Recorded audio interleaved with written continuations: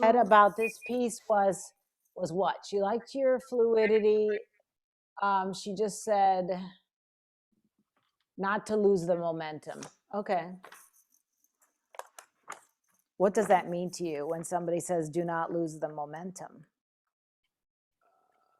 Don't get stop. I don't know.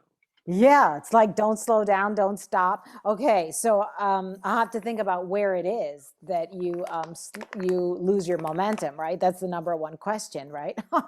Okay, so can we take it from the top and let's hear it. When was the last time you played this piece? Like, have you today or Last week. okay? Okay, good. Okay, all right, wonderful. 3 days ago. Okay, that's good. All right. Okay. All right. Good. Okay.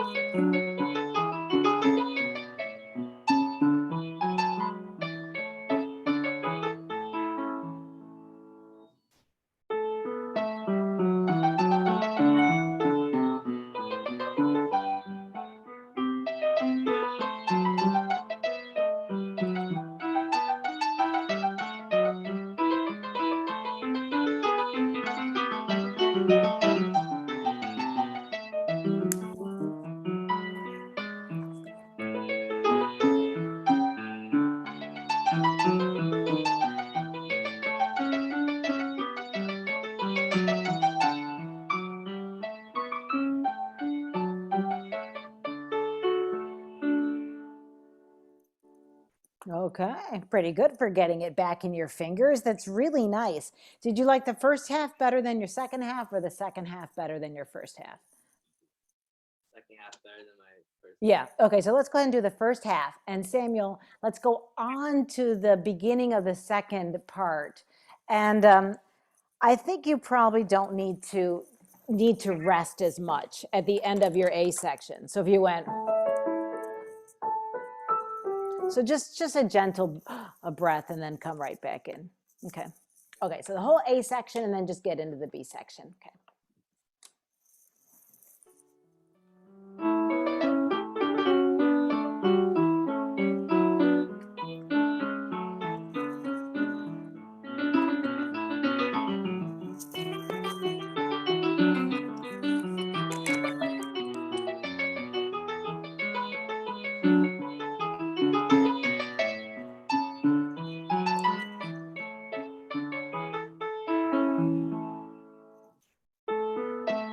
That weight a little. Yeah, that's okay. That's okay. Yeah, so that's what you'll need to work on. Let's see.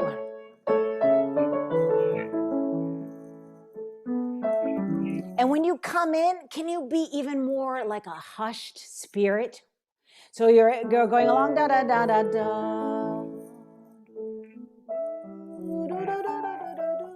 Right? It's like you're a spring flower and it's finally warm enough for you to open up your petals and say, hello, I'm gonna bloom today.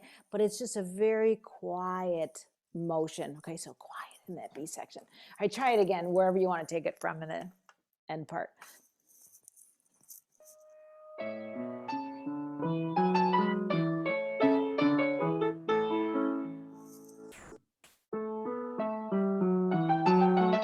Good. That was much better. I like the sound a lot. Good. So now let's check one thing, Samuel. We got to make sure that your left hand pulse is the same in your A section at the beginning and your B section at the beginning. Okay. So why don't you turn your metronome on to whatever tempo you're taking, whatever it is. 1, 2, da da da da da da da da, whatever it is. Da da da da da.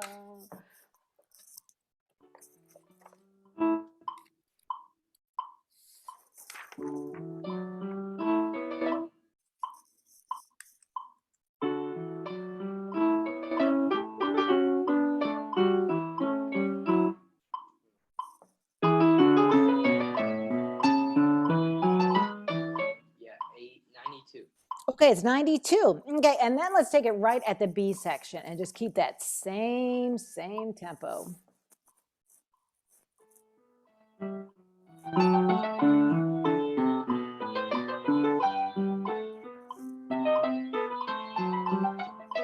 Good. Okay, good. So have you ever heard a string bass player? You know, the big bass instrument? And lots of times they do this funny thing with their bow and they go,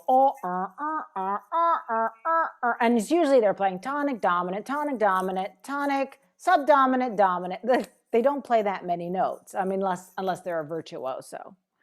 So for your left hand, can you kind of feel like you are that big bass player over your bass? You're going, okay? And just keep it just wickedly steady. Ba, ba, ba, ba, ba. Okay? Because you can imagine the cellists that sit in front of the double basses, they're listening to them for a really great tempo. Right? They are, the double basses, even though they're way far over there in the orchestra, they are leaders of the pack in the rhythm. Okay, so let's do that one more time. So whenever you're comfortable with that A section, first couple measures, go ahead and dip to the B section and listen for the same thing in your left hand there.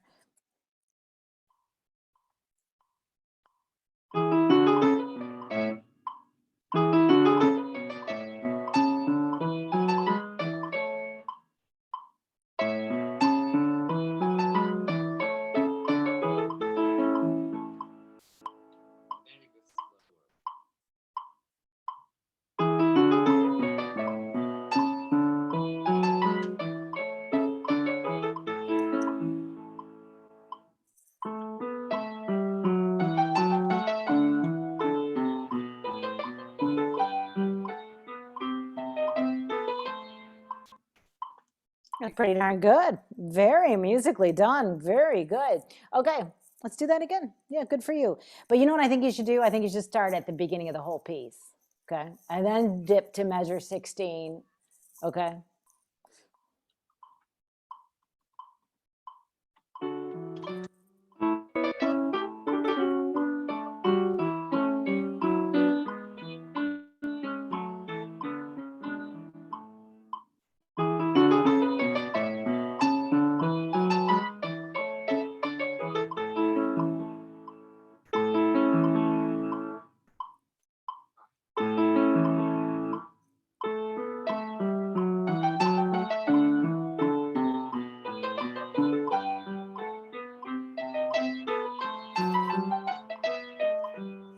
Okay, very nice. All right, so that's what you get to do all week. Sound good? So you're just steady Eddie, right? Mr. Steady Eddie. All right, now there's a couple of little things I think you could do just to make this piece more beautiful, because you don't have to do another video for finals, right? So if you get through semifinals, they're going to send this video on. And this video needs to be really top notch. So how about if you play, you can choose either hand you want to play, Samuel. And when you play it hands apart,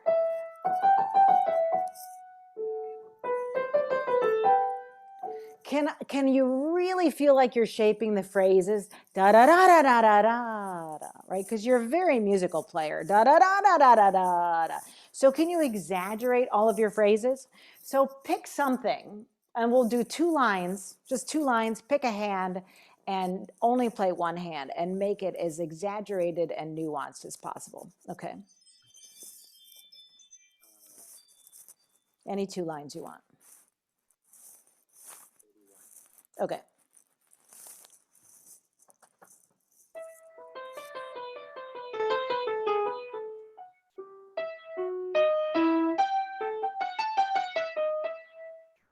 Very good. Are you sitting really straight at the piano? It seems like you are sitting like I'm sitting towards you. I get in this habit of sitting 3/4 of the way under the piano because we're on Zoom all the time. Yeah. Are you definitely straight on the piano? And can you get your elbow in front of your body? Yeah. So move your body forward, right, and your bench back. So you have more room. Yes. Okay, there you go. Good. All right, that was good nuance. Go ahead and do that again.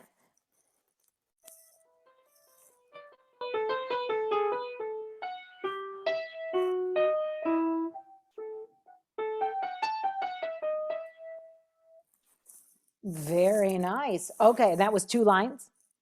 That was 1 1 1/2. and a half. That's perfect. Okay, so now go ahead and choose another place to play with your left hand.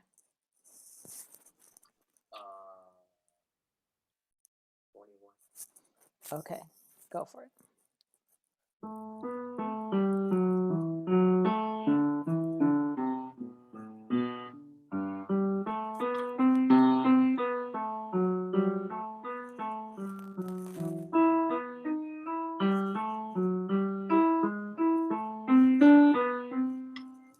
Good. And at this point, you'll listen for phrasing, and you'll also just be watching for your physical gestures. Okay, so you're going to be looking at how your arm is moving in, if your hand is looking like it's not collapsed. Okay, so let's do the same thing with your left hand and just think about your physical gestures as well as your phrasing. Okay, so same spot.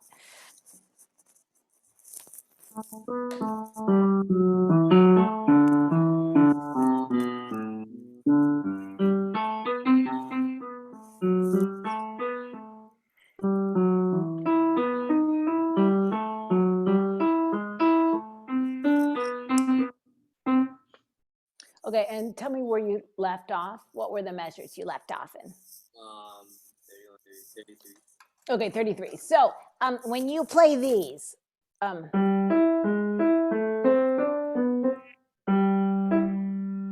okay, so let's do this exercise. Are you going 5, 4, 5? Is that the fingering you're using? 5, 4, 5? Okay, good. All right. So when you play the low G, can you put all of your hands up like this, like you're doing a karate chop, but totally relax them?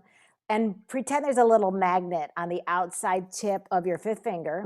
And that's just anchoring your finger pad into the key. Good. All right, and then relax your thumb.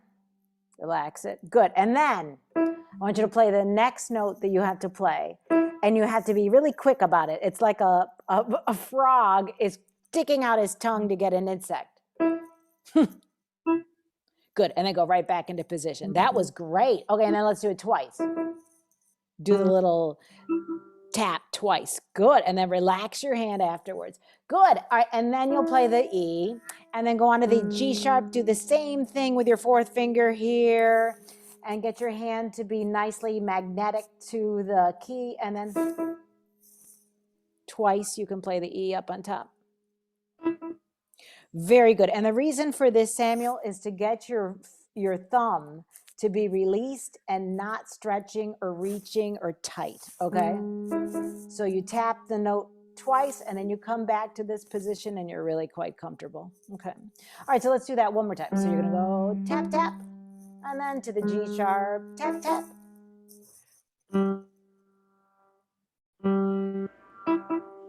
Good. But you are using your 4th finger on the G sharp, aren't you? Like you said before.